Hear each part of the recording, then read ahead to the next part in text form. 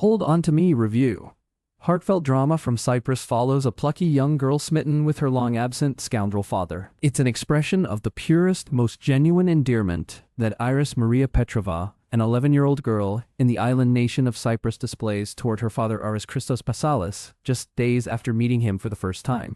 The two of them are driving in his car. The mood is joyful since they've just pulled off a petty scam, and the young girl's gaze is fixated on his bearded face as if hoping to preserve this moment intact forever. Her visage is not one of outward excitement, but of tenderness for this man who should love her. Hold On To Me, the first feature from Cypriot writer-director Mercini Aristidou, departs from a recognizable premise, that of a child seeking affection from an estranged and ill-equipped parent to find singular shades in the relationship it examines. Initially, neither party trusts the other, and the surprising, but emotionally logical betrayal that prompts the film's high-stakes climax carries a lovingly sincere intention. As their bond strengthens under strenuous circumstances, the actors' performances evolve with the characters. Trouble finds Iris after an afternoon hanging out with Dani Jenny Salo, an older girl on a boat they borrow from an oblivious local man. When they get caught, Iris winds up in the police station while her mother is out of town.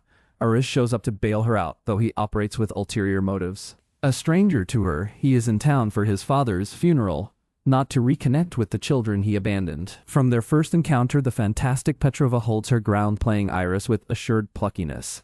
He can't intimidate her. The kid roams around town without adult supervision, hanging out among those older than her. Without exoticizing the location, cinematographer Lassi Olvedal Tolbels finds moments to remind the viewer that the locale where the narrative unfolds is, in fact, an island on the Mediterranean Sea. Silhouetted figures on the beach, at dusk, lit by an impromptu fire, give the impression of a careless youthful night. Then the camera turns to Iris, her face illuminated by the embers. She is alone while others surround her. The sea itself plays its narrative role, first as an avenue for escapism that Iris and Dane cherish, and later as an ominous terrain where father and daughter confront the weight of their choices. Iris' mother and her older brother have moved on from meeting Iris in their lives. Mom has a new boyfriend, and the teenage boy is busy with his girlfriend. But while technically present, they too ignore Iris. In the absence of guidance or attention, Iris clings to the long-absent Aris like a source of belonging. Part of what Iris finds appealing about him as a father figure is his disregard for rules. A scoundrel who cheats anyone gullible enough to fall for his tricks, Passalis, the Greek actor known for playing the adult son in Yorgos Lanthimos' Dogtooth, turns on the charisma to breathe life into the constantly smoking ruffian. Following a victory at the horse races, Aris deems Iris his lucky charm. Her presence changes the dynamics of his antics, always for the better. When Aris tries to sell his deceased father's belongings, the girl inspires sympathy from potential buyers. At a restaurant, he claims an unsanitary finding has made Iris ill and demands a refund. Later, during a life-or-death ordeal, she deters violence from coming his way.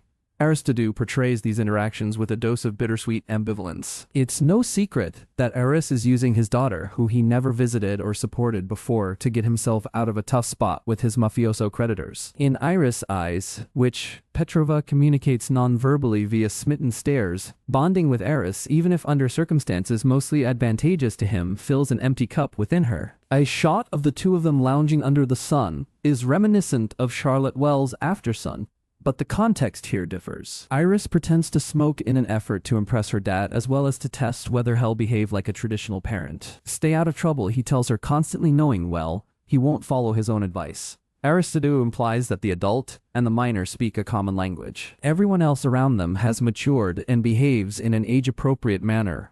Aris should know better, but he still rejects responsibility. Conversely, Iris has been pushed to mature too quickly. Their common ground defies parent-child attitudes for most of the movie until a turning point forces them to assume the respective roles they should have always had in this relationship. Aristidou utilizes Danae, whose controlling dad suffocates her with his seemingly overbearing rigidness, as a counterpoint to the other extreme of fatherhood. An astute writer, Aristidou avoids including a screaming match typical of stories like this. At no point do we see Iris verbally reproach Aris, or the latter explaining to her why they can't be together. In skipping the melodrama, the filmmaker allows Hold On To Me to feel more grounded in the unpredictability of reality, offering no guarantees that Aris will stay or that they will remain close. That's the hope, but even if it's only for a moment, what's emerged between them is unvarnished and truthful. If affection has in fact developed, it was hard-earned and not given for granted based solely on blood ties.